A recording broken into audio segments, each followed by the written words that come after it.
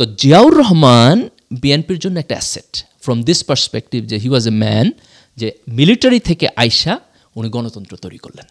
কয়েকটা strong zone ছিল, তার মধ্যে একটা হলো উনি সবাইকে নিয়ে কাজ করতেন, উনি ইনক্লুসিভ ছিলেন, উনি বিভিন্ন দল থেকে লোক নিয়েছেন, নানান মত এবং দলের, এবং তাদের সবাইকে নিয়ে একসাথে কাজ করছেন। ব্যক্তিগতভাবে অর্থনৈতিক সততা, এটার ব্যাপারে কোনো প্রশ্ন, এটা তো লেজেন্ডারি। নেপোটিজমের ব্যাপারে কোনো প্রশ্ন নাই।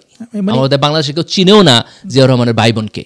মানে যে কোনো বেটার নেশন বিল্ড আপ করার জন্য একটা হচ্ছে মেরিটোক্রেসি, আর আরেকটা হচ্ছে রুল অফ ল।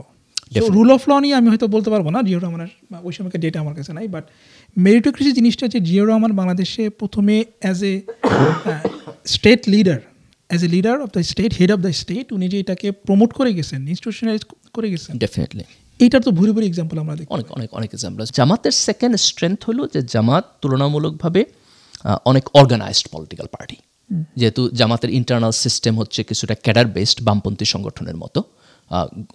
আওয়ামী লীগ বা বিএনপির মতো গণসংগঠন, গণরিক্রুটমেন্ট পদ্ধতি তার নাই। সে খুব সিস্টেম্যাটিকলি রিক্রুট করে একটা ট্রেনিং, পড়াশোনা, কিছু মোরাল রেগুলেশন, এইটার মধ্যে দিয়ে ধীরে ধীরে ধাপে ধাপে সে তার জনশক্তি তৈরি করে।